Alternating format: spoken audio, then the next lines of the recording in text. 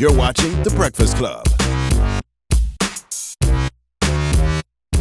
Morning, everybody. It's DJ MV, Angela Yee, Charlamagne the God. We are The Breakfast Club. We got some special guests in the building with us this morning. We have Bobby V. Bobby V. And we have the director and writer of Hollywood Hearts, Yes. Tangie B. Did I say that right? That's it. Okay, good morning, guys. Hey, So hey. What is Hollywood Hearts, Bobby V? That's your new R&B group?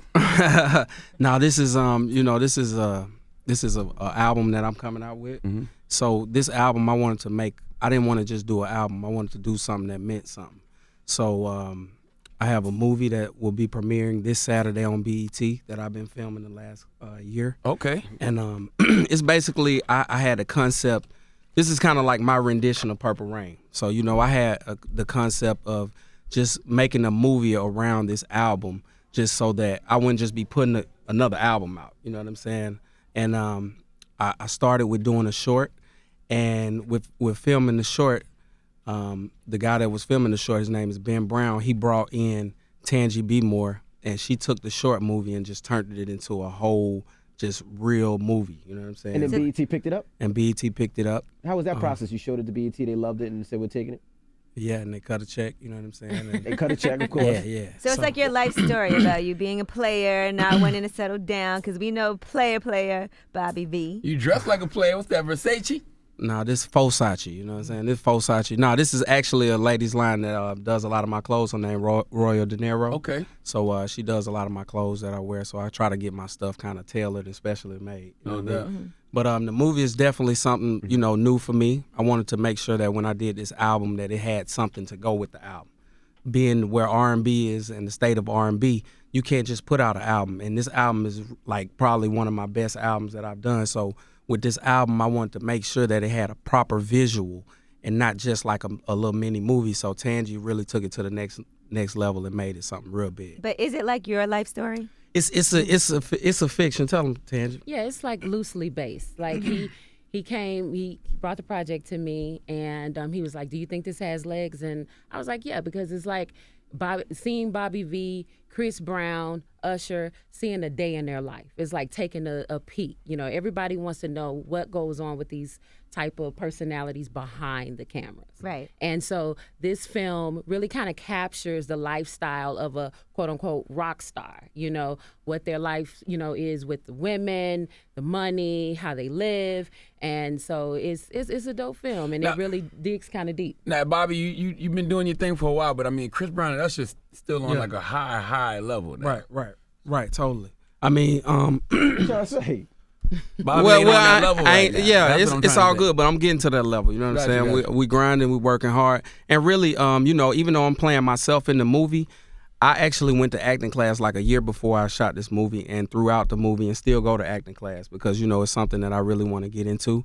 And I'm playing, even though I'm Bobby V in the movie, I'm more of a fun kind of, just funny guy, like have fun, crack jokes. So a lot of times on set, I would take the seriousness and really turn it into a joke. And even in acting class, I would always make the class laugh or, because that's who I am. So me doing this movie, I really had to play a character. I had to play the Bobby V character who probably kind of people may not know or they may know, So I was actually really acting even though I'm playing myself. How much did it cost you to film this movie?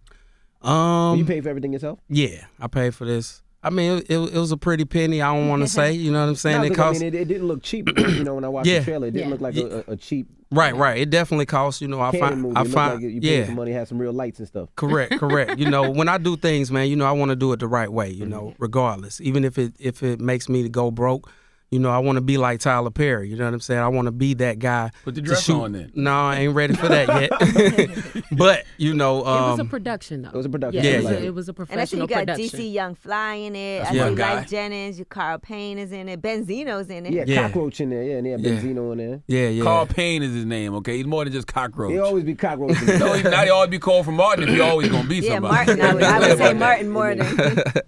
Yeah, so we got a nice cast. A lot of people that I put in the movie are my friends and people that I reached out to, and they did favors for me. And we have Patrice Fisher. She was in what was she in? She was Cinemax, Zane Sex Chronicles. Oh, Zane. Yeah, she's in the movie. So a lot of people. It's funny how it happened. Like Patrice Fisher and Asia Sparks. I was actually trying to holler at them when I met them. And my homeboy, Like trying to Hollywood holla? yeah, like Okay. I seen Patrice and, you know, I got her number and my homeboy was like, yo, you don't know who that is? I was like, who is that? And he told me who she was. But at the time I started to film the movie. So I was like, you know what? Instead of trying to holler at her, let me put her in this film. You know what I'm saying? So with her and Asia Sparks, I met her at the Brunner Brothers hair show. And, you know, she played the part very well. So, you know, the cast just really came along perfectly, you know, when I started to shoot the movie. And you got slapped in the film too. Man, I got slapped about 8 times, man. So in That's real, like- in real That's life, like 12 times. That's happened in real life. yeah. I'm So in sure. real life, a lot of women have slapped you. A girl Well, slapped you. I almost got natural. It ran. looked natural. I almost got a girl tried to run me over before. Wow. Really? Yeah. What she was Never driving? heard She was just mad, Alexis. Okay. And she was mad at me. Dying She a style. flight. she was a flight attendant. She got mad at me, and I got out the car and walked in the front, and she hit the gas hard. I kind of like jumped up on the car like, dang, you tripping? Yeah. We Yeah. always hear stories of you dating different women, hollering, but I've never heard about you being in a relationship. Well, I'm trying to, you know, and that's kind of what the movie is about. You know, in this business, it's kind of hard, you know, especially being like an R&B guy. There's always so much temptation, and you can have a great woman, and then whenever you have a great woman, that's when all of them come. Like everything, all the temptations, everywhere you go, here's a new woman, here's something else. So as the older I get, I'm trying to, you know, really settle down and conform and do what I need to do as far as that. But don't you think this movie could mess that up though? Because if you in the movie showing that you're a player, showing that you be running through these girls will be like, Listen, man, I ain't messing with you. I'm not really running through the girls in the movie. You know, I'm just kind of, and it's just a movie, Yeah. so it's not like a reality It's a show. little bit of a love triangle. it Yeah, looks it's a like. love triangle. So it's a love story, and it's just a movie. So regardless, it's not like I'm on Love and Hip Hop and I'm doing that, which is You more were on real. Love and Hip Hop. I was on there a couple But times, not but doing not that, yeah. but not doing that. You know, I'm on there just show my face and keep myself out there. you I'm know, sure as they much tried as I to give can. you that love and hip hop check already though. All the time, man. Every season they try to get me on there, but I want to focus more on acting, and I feel like when you do Love and Hip Hop, the acting world kind of don't really take you serious like that. Got you. So, Carly Rae got a couple of roles after doing No, Love she and Hip didn't. Hop. She was in top She was in five. Chris Rock. Playing yeah, a Chris Rock. hoe. A thought. It's acting. Like, stop. Now, what took you so long to put out some more music? I wanted to put it out right, you know, and I felt like this movie is the perfect platform for me to put the album out. Throughout the movie, I have a lot of my songs in it, and the album is really amazing. Like I really took my time with it throughout of the process of shooting the movie. I was doing the album as well, so it's the same title as the movie, Hollywood Hearts. And I worked with Tim and Bob on the album, and I produced a couple records, and I also worked with this guy named Emerson Brooks. He's from Toronto, and he's an upcoming sick dope producer. So I worked with him. He's very tedious, like Tangie is, with shooting films, and I think the projects really coincide very well with each other. So You made a lot of money independent. I think you were probably one of the first artists to make a lot of money. I mean, your single came out, I think it was like 4 or 5 years ago, yeah, and it was totally independent. right. And I remember them telling me that you were getting checked, like the checks was in the millions. Are you still being is it still You that still successful spending that independent? money?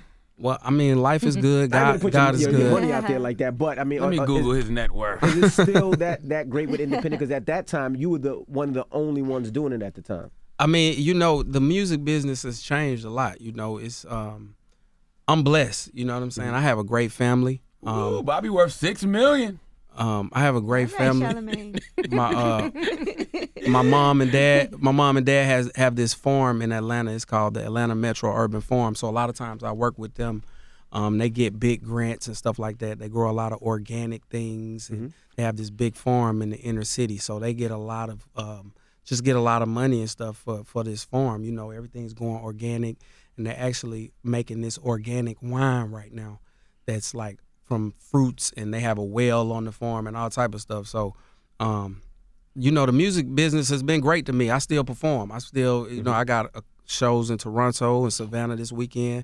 I do a lot of shows with, you know, I open up for Keith Sweat a lot, and Keith Sweat is always on the road. Oh, Keith So, Sweat getting so much money on the road. Yeah. When he wants to. when he by the wants way. to. You know what I'm saying? So shout out to Keith Sweat, because he always has me as his opener a lot, and hey, I'll take it. You know what I'm saying? To be able to work with a legend like that, and so I mean, the music business has been great to me. I just feel like right now where R&B is, it's time you have to diversify. You have to do something else with your album. And I didn't want to just put out another album and people barely hear about it because the album is so great, you know. So I wanted to do this movie, and I initially wanted to do a short, and Tangie came in, made the short go to the next level. So I'm really thankful for her and, you know, the whole process. Tangie, what did you see in the short that made you want to, like, make it tall, I guess? Well, you know, it's funny because I didn't know Bobby before we started this project. You didn't or you did? I did not. Okay. And I'd heard a lot of different things. And What you heard? Everything. He's a dog. Yeah, well, he's cocky, you know, just, you know, all the typical things. And Don't let your man hang out with Bobby Valentino because they're going to be scooping chicks and taking him back to his house. Yeah, all that. And it's funny. I'm really a good guy. Yeah, when I actually sat down with them, because I'm very serious, I'm passionate. This is what I do. This is how I make my living. And so when I sat down with him, first of all, he was a dope person. Like, he really was. He had a good heart, and he really killed everything that He's I always had heard. been nice. Yeah, and so I liked him. He had a lot of charisma, and I could tell that this was something that he was really serious about, and he wanted to see it happen. And so he had told me what the story was. I went away, and I wrote the script.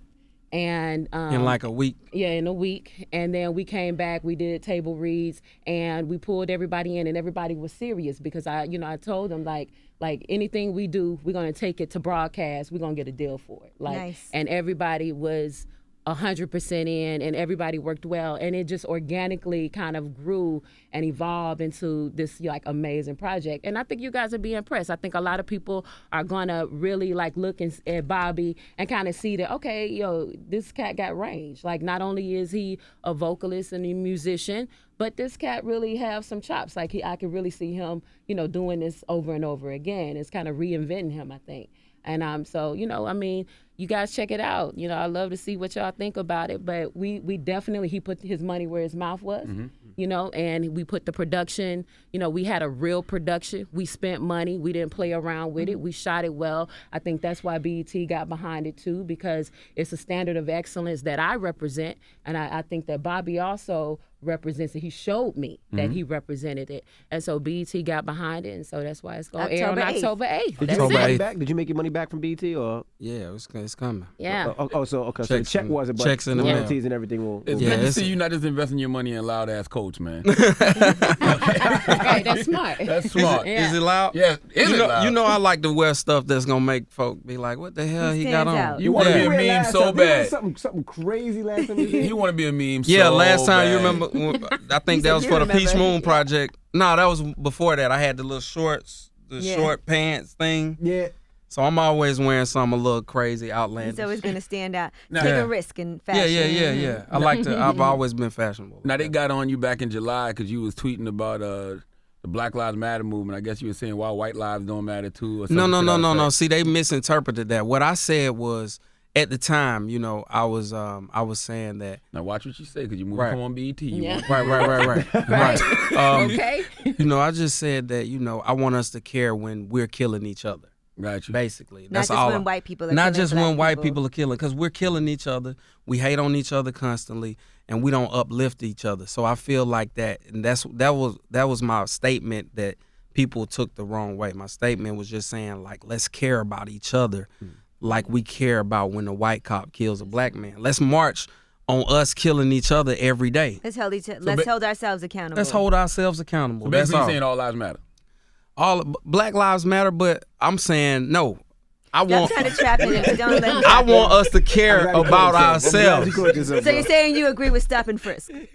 I don't agree with that. No, I'm kidding. I'm saying let's care when we kill each other. That's You're saying when police brutality breaks out, you ask the question, "What's up with black on black crime?" That's what you ask. I'm No. saying when we kill each other, let's care about that too. He's saying good. everything we should care about. We should Yeah. do better all around the board. All care around the about board. all of it. Yeah. Now, let me ask you this. Do you regret how you treated some women from your past? Do you have regrets? Do black vaginas matter?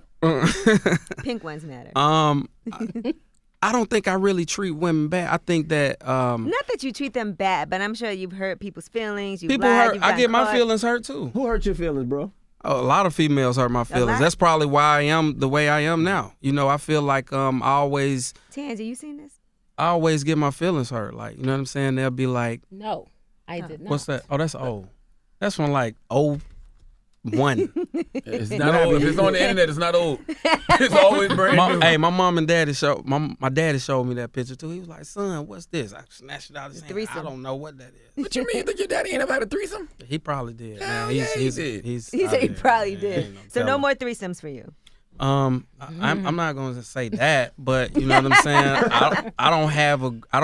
I have a young lady that I'm interested in right now, but you know, time will tell. You know, time always tells. But Why do you like her?